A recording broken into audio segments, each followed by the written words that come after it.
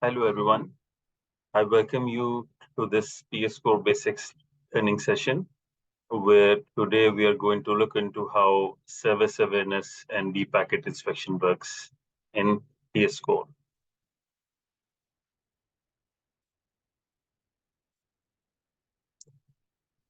The objective. Upon completion of this course, you will be able to understand how service awareness principle works, and we're going to see how the basic configurations of deep packet inspection and service awareness works. Okay, so first we're going to look into the SA basic concepts. So here they're going to differentiate between SPI and DPI. In SPI, basically you have the IP service awareness, and in deep packet inspection you have applications service awareness. So in IP service awareness, basically it works on layer 3 and layer 4. And here you configure different filters and rules based on the IP address, port, and different IP protocols like TCP, UDP, ICMP, GRE, and uh, uh, IPsec. IPsec.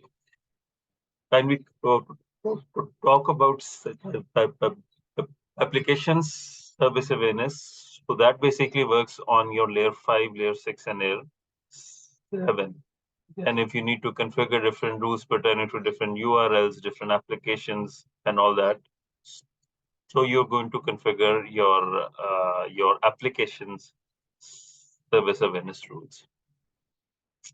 Okay, so a little bit of introduction of how service awareness works. So you have three different users, and two users are using APN1, and the third user is using APN2.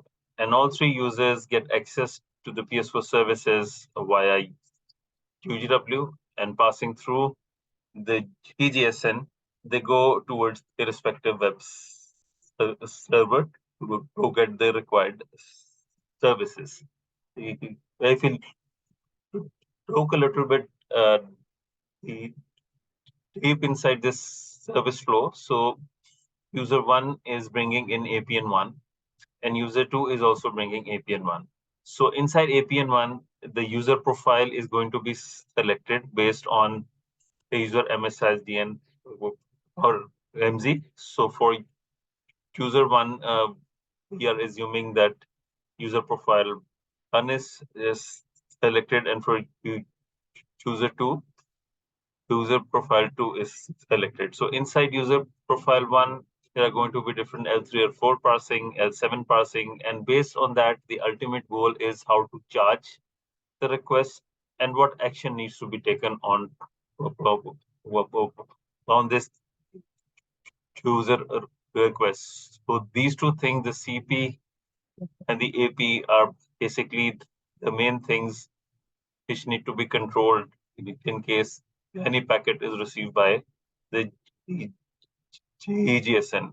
Similarly, each of these user profile uh, are going to have unique or similar charging property, and the application control function for each of the requests, which is being brought by uh, a unique combination of a user and APN.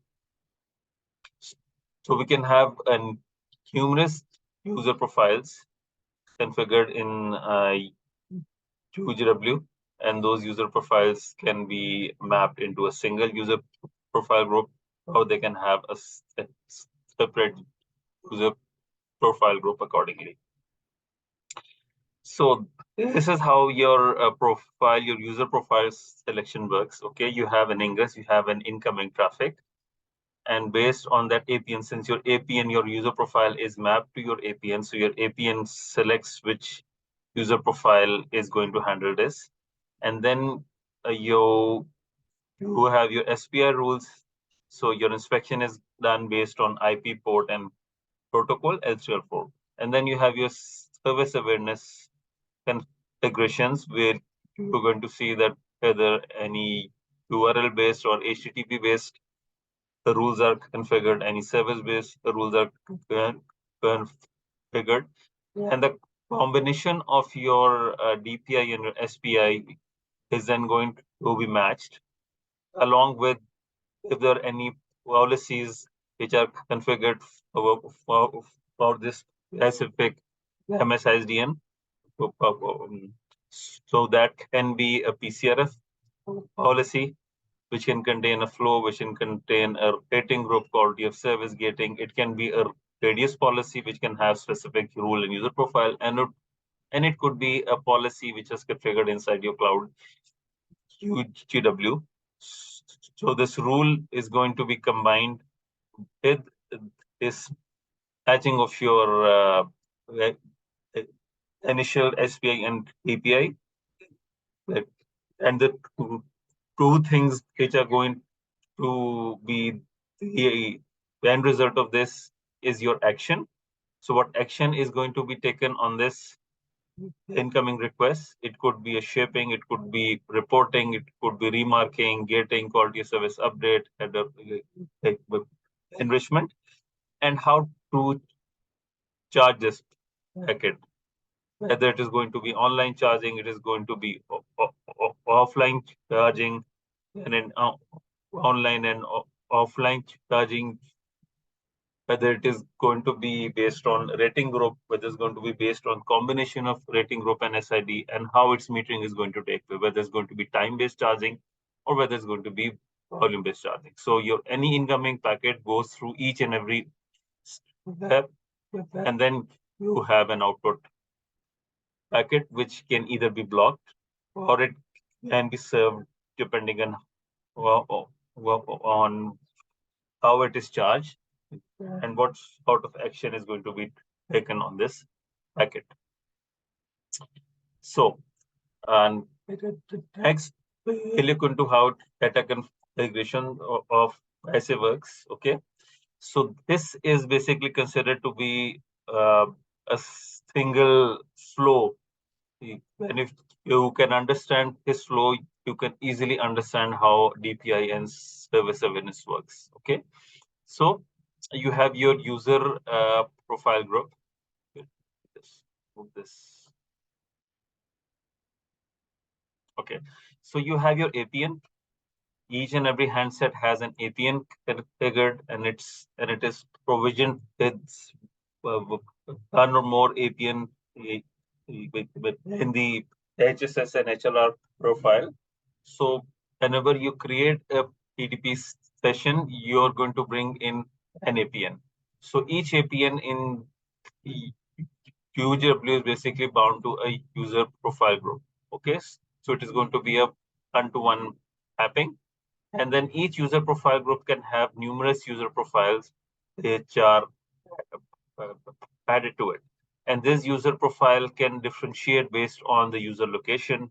They can be different based on your IMSI message in IMI segment, based on RAT type, roaming, CC priority. So based on that, you can have multiple user profile. Right? And then you have a default user profile as well. So if you have an incoming request and it does not match any of the user profile, then you're going to be given a default user profile. So each user profile basically is going to then have different rules which are bound to it. Okay, so you can have each user profile can have maximum 5,000 rules. How it all depends on which sort of version and you are using. So multiple rules can be bound to a single user profile.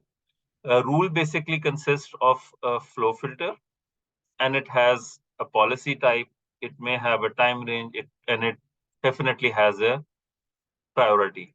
So if one user profile has multiple rules, so these rules are differentiated based on their priority. Lower the priority value, higher is going to be the precedence of this rule. So flow filter basically consists of different filter groups and different filters, and it contains one or more protocol, and it may have one or more protocol groups. So filter basically works on your layer 3 and layer 4. So these filters may be combined together into a filter group, and that filter group is then mapped to a flow filter. When we talk about L7 filters. So L7 filters are basically mapped based on different protocols, and these L7 filters may have different URLs. You can create an L7 filter based on user agent and different conditions based on which different L7 rules are created. Okay, and then we go a little bit of look into how policy type works. So various policy types are basically independent of each other, and these can be individually configured the conditions of the filters. So it can be a combination of the flow filter and the policy type. It basically creates a unique policy. Add a new policy classification can be independently defined rule, and the corresponding flow filter could avoid the impact of the new policy classification and modify the existing rule. So whenever you create a new rule, you can it is uh, uh, advised to have a new unique combination of your flow filter of your filter and the rule in order to ensure there is no conflict between the newly defined rule and the existing rule. So your policy type can have different radius message triggers. It consists of your header enrichment, your bandwidth management. It can be for web proxy, for IP farming. You can use it for redirection as well. Then you can use it for captive portal as well. So when we talk about the PCC policy group, basically PCC consists of two portions. Like we discussed earlier, there are two things which we need uh, for a packet, what action is going to be taken on that packet and how the packet is going to be charged.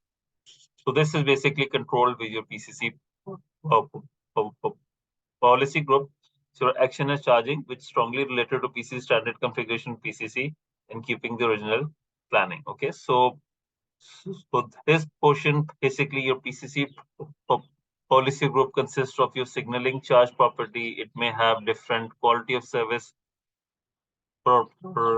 property, and then you have your service property, monitoring key, your service charge property, and your PCC action property.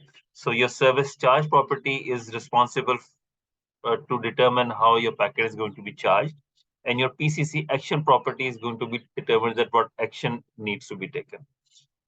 So if we come down into service charge property, when we configure a charge property, it has multiple CBB IDs defined into it. You can have a CBB ID for a user initiated packet and its uplink, then user initiated packet, downlink flow, and so on and so forth. They are going to have an in-depth look into it, that how it works. So each CBB ID basically determines whether it's going to be offline or it is going to be online charge, how the metering is going to be done. It's going to be time-based charging or volume-based charging, what rating group needs to be assigned, and what SID needs to be assigned. And then PCC action property is basically used if you need to redirect the packet somewhere, if you need to gate it. By gate, you mean you need to discard the packet or you need to allow the packet, or if you need to have any content awareness quality of service that needs to be applied onto that specific packet. So when we basically open up a rule and we understand it, it's basically top to down. So you have APN, and then within an APN, user profile group, user profile, flow filter, policy, and all that. But when we perform the configurations, it is usually bottom up. So we start with the CBB ID, and then we map those CBB ID into a charge property. Charge properties are going to map to a PCC, and policy group is going to be mapped to a policy type, and then policy type and flow filter are going to be mapped into a rule, and so on and so forth. Okay, and in case there is a default user profile, the default user profile is also going to have sets of rules assigned to it. sets of flow filter and policy types and how the charging usually work. So if your packet does not meet any of the defined user profile, then your defined user profile is going to work on this. Okay. So basic configuration steps, you're going to see a little bit of details of these are as below. You configure a filter, you configure, and then based on this filter, you configure a filter group and a flow filter, and you can directly bind a filter as well. Then you configure a charge rule, you define an action property. Action property is if it is required, it is not compulsory, this is optional. And then both of these are bound into a policy. Your policy and your filter is basically called inside the service rule. When you configure service rule, then there's multiple service rules are bound to a user profile.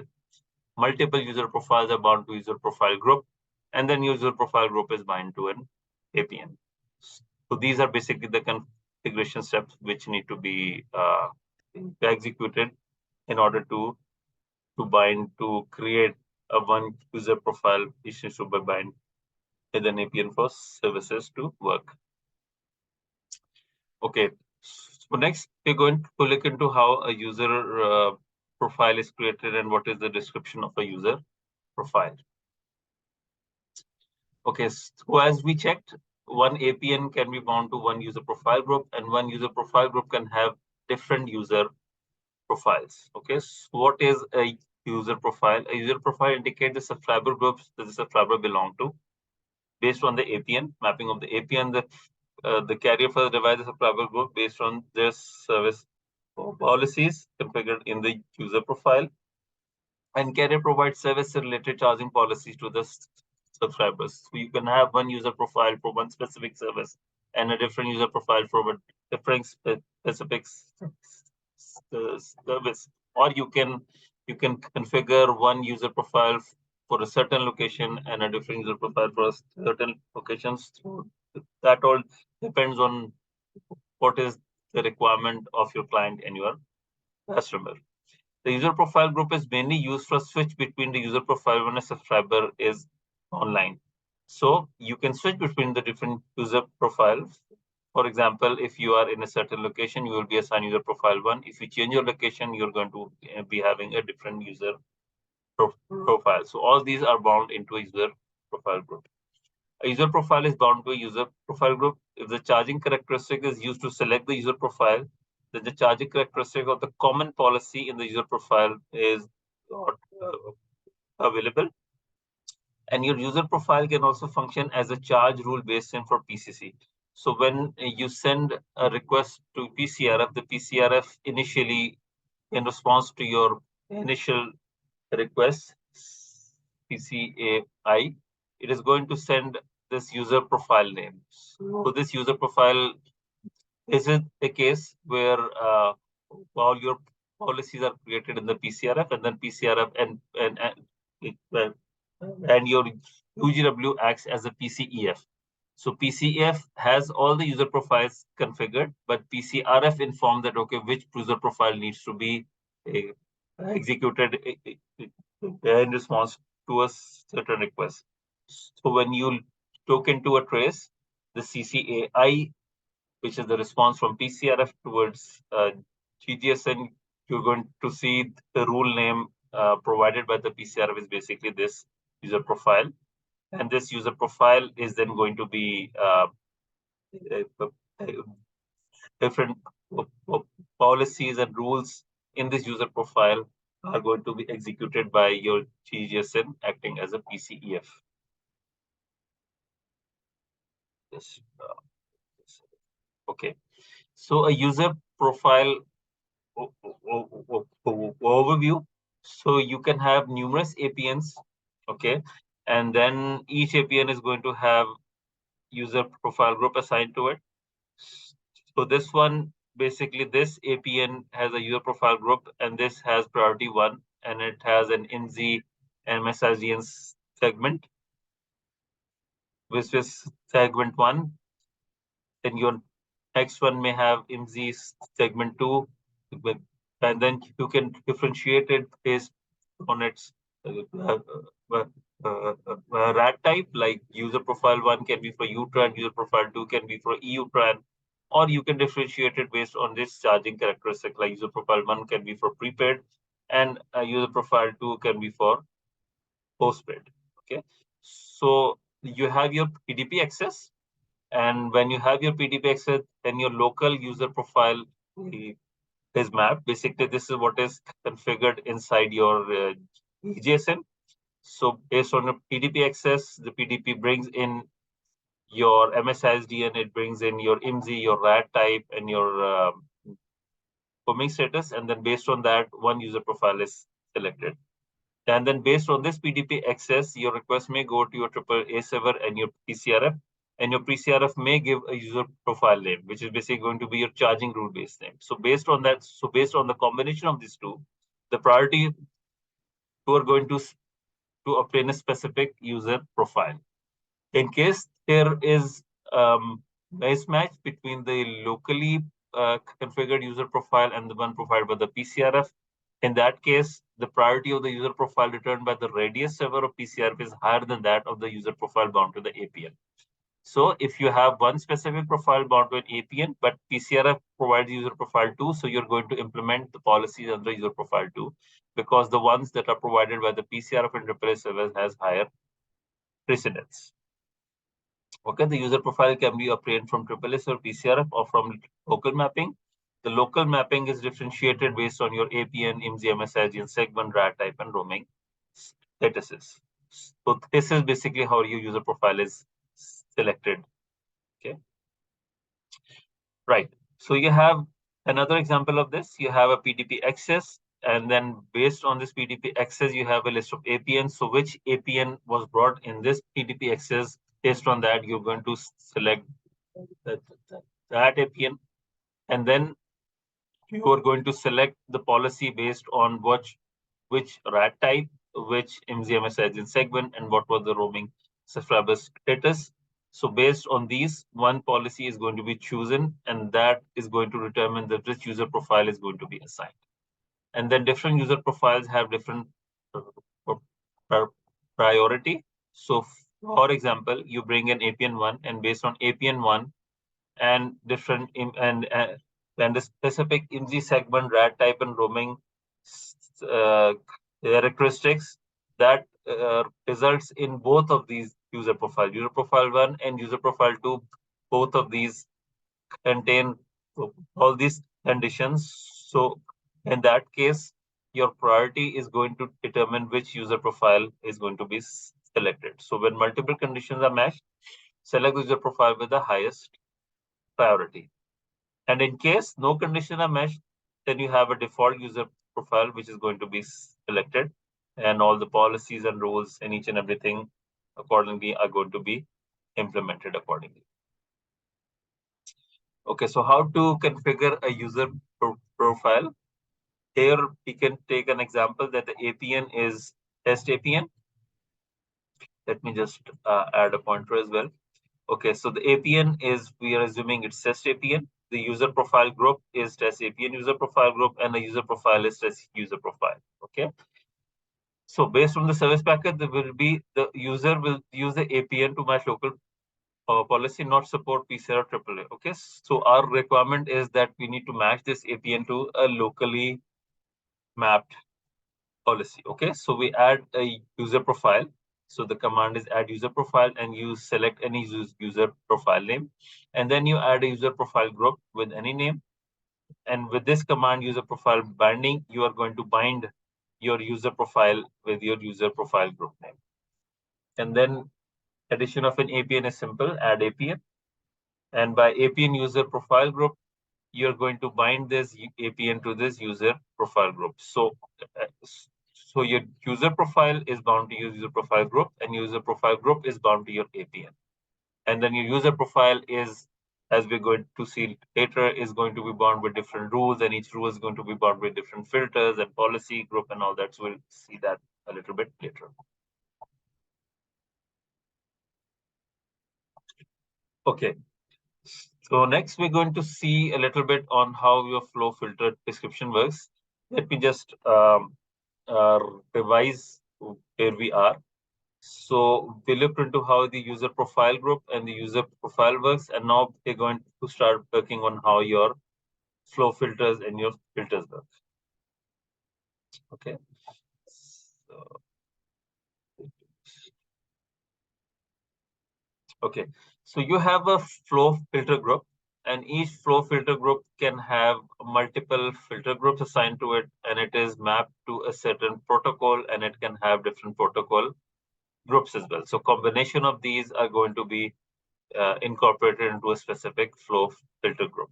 Okay, these are some of the commands which you are going to use when you're doing configuration. So you're going to have add flow filter group to create a new filter group, add flow filter to create a new filter, then protocol group bind flow to binding relation between protocol group and flow filter, and protocol bind flow is basically a binding relation between a protocol and a flow filter. Then you add a filter group, and then you can have you can have a, a binding relationship directly between a flow filter and a filter. In case you're working on L7 filters, so you're going to have add L7 filter, you have a command of add filter to add the normal layer 3-4 filter, and then you can add multiple IPs via add IP list. So a a filter group basically consists of numerous filters. So each and every combination of your IP and port and your host server list, those are basically mapped into a single filter. So if you get a list of multiple IPs, for example, you have 10 different unique IPs which do not have any correlation between them. So you need to create 10 different filters, one filter for each IP. And in case you have those IP which are part of a subnet, eh, in that case, you have the option available to add that specific subnet with a specific mask inside a single filter. But usually the IPs which we get to configure rules are usually different and distinct and non-correlating IPs. So for each IP, we need to create a unique filter. So all these filters, once created, are going to be bound to a single filter group.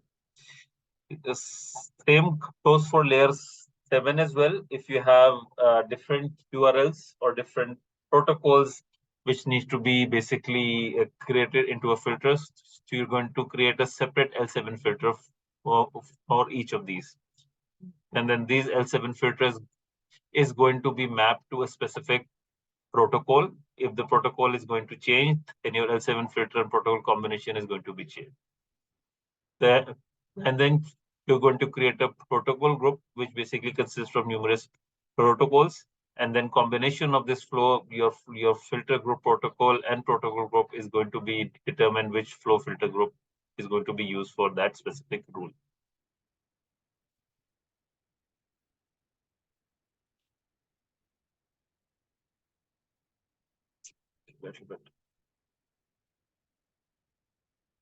Give me a minute.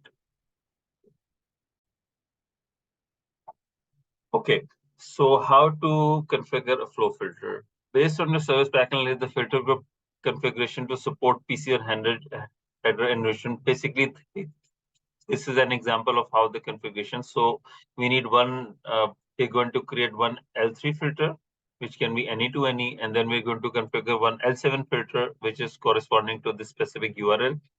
Then we're going to see how to configure an IP list, which consists of two IPs. And then we're going to see that how your L7 filter, another L7 filter, which will consist of this URL and a third L7 filter, which consists of the URLs. So this URL, we're going to show how to redirect this, and this is URL, we're going to show how to perform the header enrichment in this one. Okay. And there can be multiple policies and flow filters. So flow filter any for binding filter into any, then flow filter L7 charging, then flow filter to block a service, then flow filter to redirect the service, and then a separate flow filter for header enrichment as well. Right. So how to add two IPs inside one IP list? So we have two IPs, 1.1.1.1 and 2.2.2.2. So we're going to add these IPs inside a single IP list. We create a single IP list underscore block, and we add these two IPs into it using add IP list. And then to create a filter, the simple command is add filter, the filter name, and then the protocol can be any. Here we have the option of specifying whether it's a specific protocol on which this filter is going to work. But here, if you're specifying any, so any protocol is going to work. And then you're going to create another specific filter. Here, the name of the filter is filter underscore block. And here, we're going to specify that, okay, which IPs are going to be a part of this filter. And it's going to be a list of IPs. And this service IP name is going to be IP list underscore blocks. So these two IPs are then part of this filter. Right. And how to configure an L7 filter. So its command is add L7 filter, then you specify a filter name, then you specify a sub filter name, and then you specify a URL for this specific filter. So similarly, for a different URL, we're going to assign a different name to this L7 filter, and for header enrichment, since it's a third different URL, so we're going to get a third different L7 filter. Right. And then we are going to configure 5 different flow filters. So for flow filter any, for flow filter L7, charging the command is going to be the same add flow filter, and then you're going to give a specific unique name to the flow filter name. And then if you need to bind your filter to a flow filter, the command is going to be add FLT bind flow. And here you see that your flow filter is being binded to your specific filter. So the same flow filter can be bound to numerous filters, or if you need to have a unique flow filter for each filter names, so you can create a unique flow filter and then bind a filter to it. Okay. Here is the example of how to bind basically your flow filter to a specific protocol. So its command is going to be protocol bind flow. So a protocol binding to flow. So your flow filter name, which is defined initially here, is being binded to this protocol name, and it is bind to this L7 filter name. So a combination of this L7 filter and this protocol is basically bound to this flow filter name. And similarly, if you have a different requirement, you can bind your L7 filters and your specific protocols to those specific flow filters in order to ensure that if an incoming service comes and it's an HTTP service, and it's and your server that you're going to access is contained inside the L7 filter, so it is going to be contained inside this flow filter name, inside this specific flow filter. Okay, so once you have your L7 filters configured, there are a little bit of rules that need to be considered when creating your L7 filters. Okay, so a rule needs to be compared with the host and paths separately. If the host is not configured and the path is configured, the rule fails to be matched, and you need to ensure where you place this static in your rule. Okay, so in case you have a static placed here, like in the URL name here, if you specify www.carrier.static, in that case, this URL is going to be matched, but this URL is not going to be matched. So your rule is not going to be work for this packet URL. Okay, and in order to ensure that this URL is matched, then your static is supposed to come like this. So it's supposed to be Huawei.static/static. So in that case, this URL is going to be successfully matched. In case you have a slash after the static, in that case, this URL is also going to be matched, and this URL is also going to be matched in case of star. Right. So The rule number 2 is to ensure that if you need to place a static after a few alphabets. So, since static is placed after fin, so this URL is going to be matched, but this URL is not going to be because your slash is coming after the static. And in case you have finance slash fund, so f static d is going to work, but f static d is not going to work if you have f slash d. So if you have a slash, then you need to have static after the slash as well, like we're doing it over here. Similarly, if you have Huawei.com slash static.mp3, then this is going to work and this is also going to work. And in case it is like this, you have static slash static. So one static is going to indicate history, the other static is going to indicate A. So it's going to successfully work.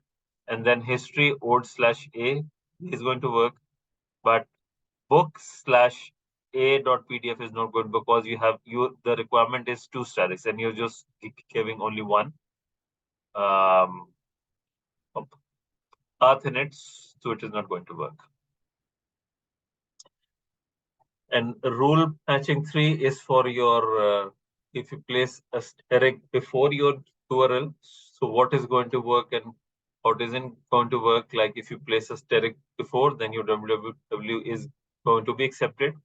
If you're going to place a static in between, then this is not going to work. Okay, you have to specify this, and in case you need to make this work, you need to specify one static over here, and then you have to specify a static after the dot and after the slash as well. So it is going to work like this. And in case you need to add a port, in that case, a static between the port, the colon, and the dot is not going to work. You have to specify the static, and after the static, you can expect any portion of the URL to work. Okay, so if you need to block this URL with a specific port, only sufficient to mention www.huawei.star. If you mention :80 in this case, it isn't going to work. Right. So next we're going to look into how the PCC policy description and how your PCC policy works. So we took this a little bit of insight. A PCC policy group consists of service property, monitoring key, service charge property, and PCC action property, and some additional optional parameters. The two parameters which are of our interest are basically the charge property, how the packet is going to be charged, and the action property, what action needs to be taken on this. Right. So if we configure a gate and we need to discard a packet, so the PCC action property is going to be named this. And if we need to perform some redirection, then it is going to be named this. So we have add PCC action property. Action property is basically to ensure this portion. So here the PCC action property can be a unique name, and here since the requirement was to block it, so your up initiated uplink is going to be discarded, up initiated downlink is going to be discarded, and then downlink initiated uplink is going to be discarded, and downlink initiated downlink gate is also be discarded. In case your requirement is to ensure that your uplink initiated traffic is blocked, but your downlink is not blocked, in that case, you're going to mention this to be pass and pass. I'm going to see a little bit of more detail of how this works and what is the meaning of this up init upgate and down init upgate. So if you need to create a policy for read direction, the command is going to be add redirect, and then you're going to have a unique name of the redirection policy. And here you're going to mention that, okay, this URL is basically which is going to be read directed to. Okay, and then you mention some specific MSISDN. If you need to create this policy for a specific MSISDN, if this MSISDN requires this service going to be redirected, so you can mention it based on a test MSISDN as well. And in case in case you need to create a PCC policy group where you need to perform this redirection, and the add PCC action group is going to be redirect. And here the functionality is not going to be discard or pass. The functionality here is going to be read direct. So any request coming from this test MSISDN is going to be redirected into this specific URL. Right. So the charge property part of your PCC policy group, it consists of two portions. One is for your offline charging, and one is for your online charging. Okay. So your each CBB ID, when you configure a CBB ID, you specify whether it's online and offline, what rating group needs to be assigned, whether you need to specify a service identifier, and what sort of metering needs to be done, whether it's time-based, volume-based, or it's free. And this goes both for offline as well as for online CBB ID.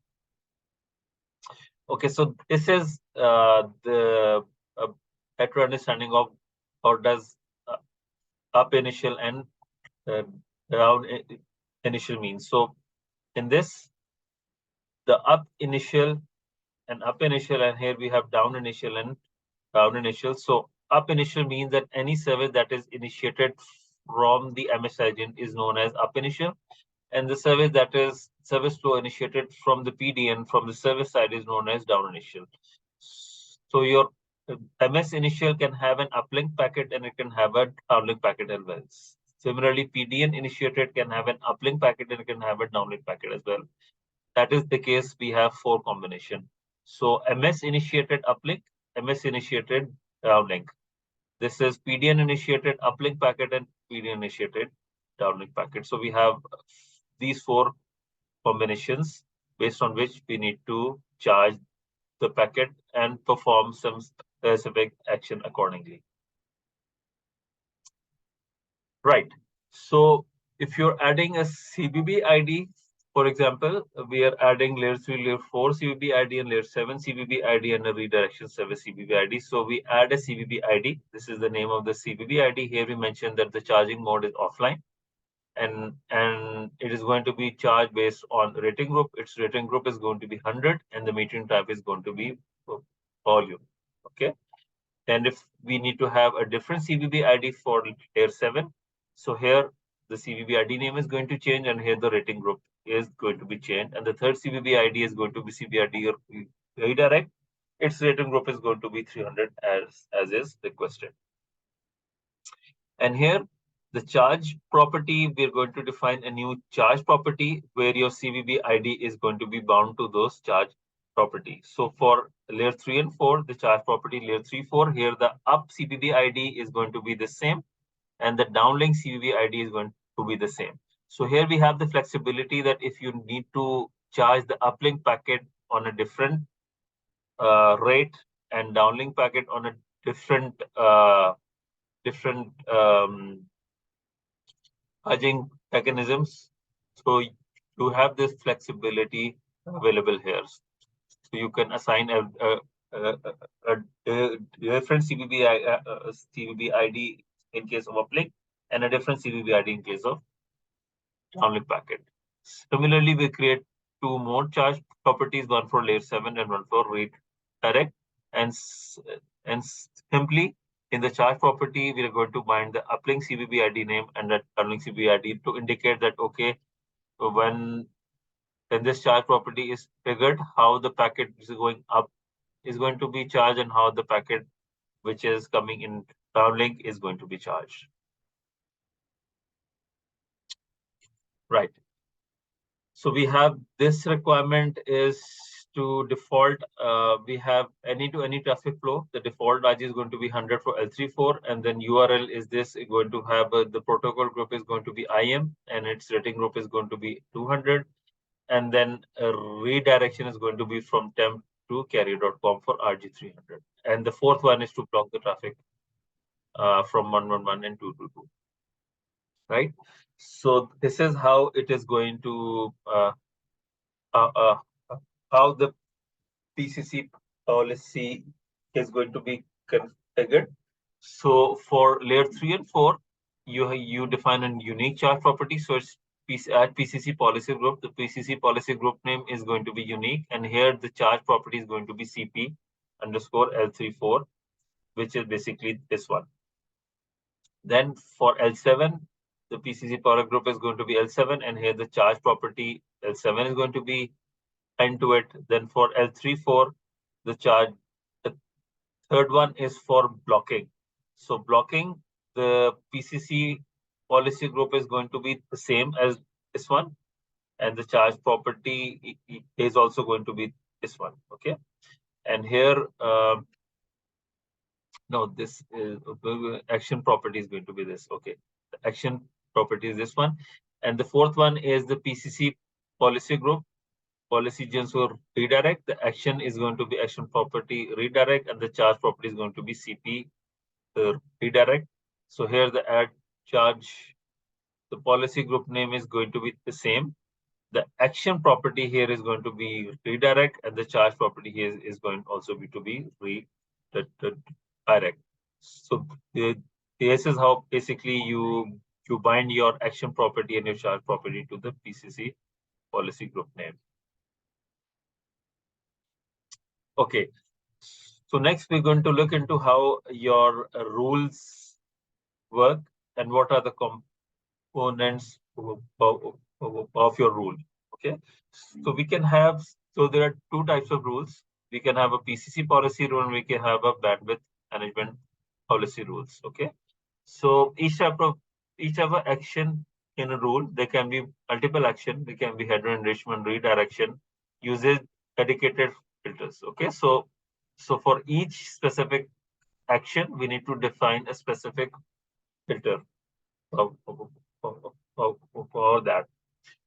In the flow filter specific to a rule, 3 matching conditions are available. Layer 3 plus port number, layer 7 protocol or protocol group, and layer 7 protocol plus URL. So you can have layer 3 and 4 flow filter, you can have layer 7 protocol group, and then you can have the URL along with the layer 7 protocol. Only one type of action can be configured for each rule. So each rule can have only one type of action. The action types, including RG, flow-based charging, are defined by the standard PCC architecture uniformly grouped into a PCC type. So if you need to have multiple actions, you need to define multiple rules. Each packet matches the rules of all the configured policy types. Rules of each action are matched in descending order of priority. So if you have a packet which is matching multiple rules, so you're going to select that rule which has the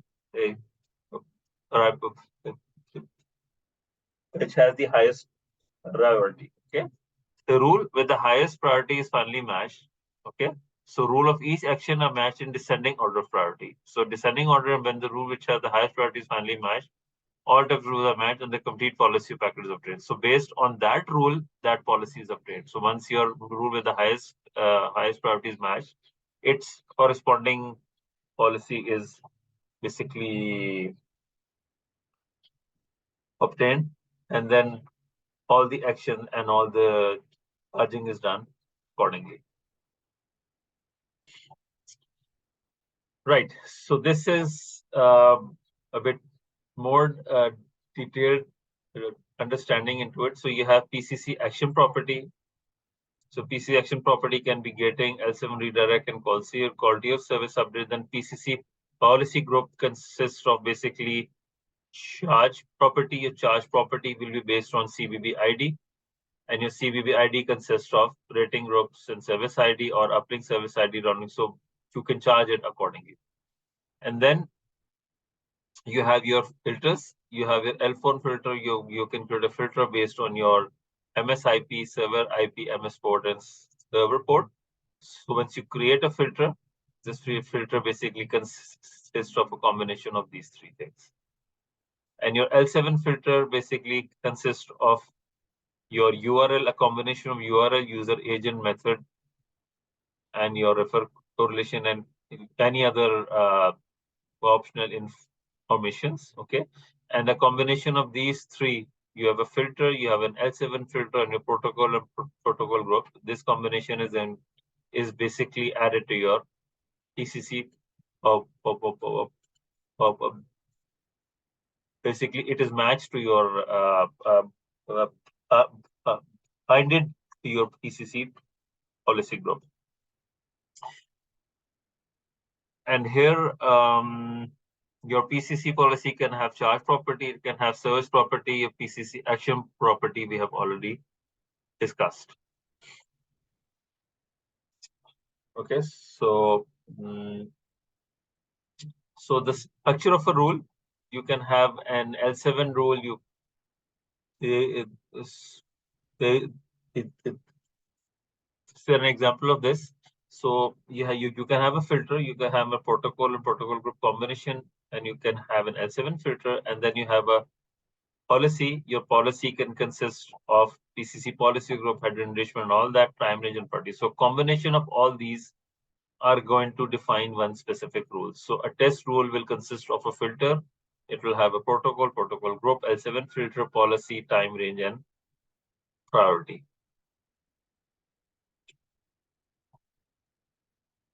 Right. So, okay. So this is an example of how your rule matching is done. You have a UE. UE is bringing in 5 different service flows, and you have 5 different rules available. So we're going to see how the rule matching works.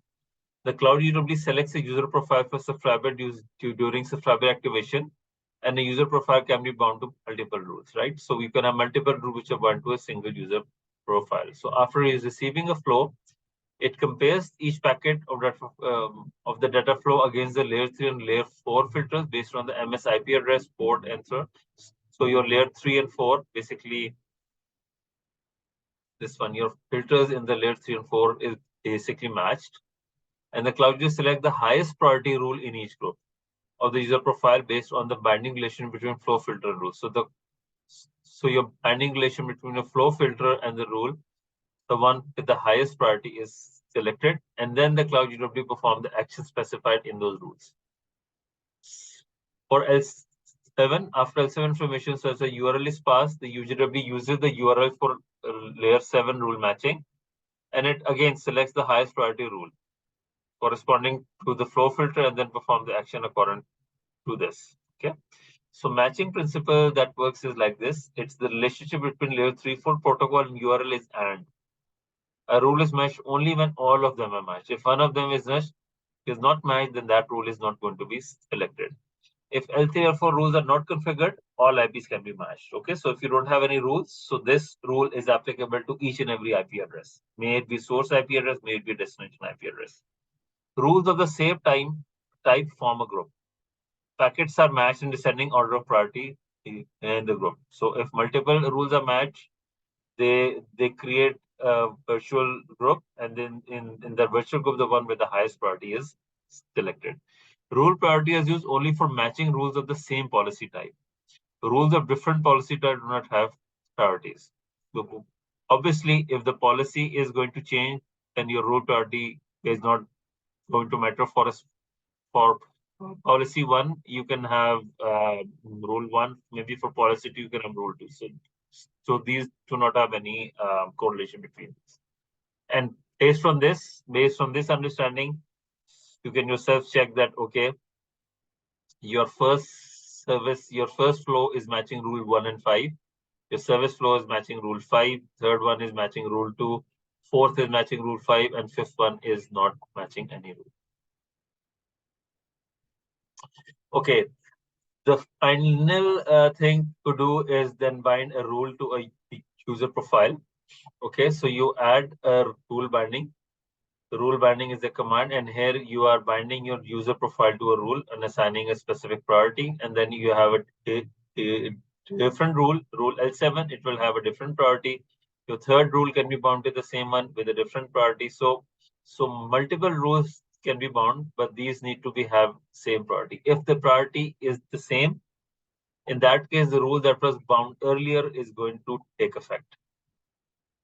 Okay, so this is the final rule, which is a header enrichment rule, and here the priority assigned is 1000. Okay, let's take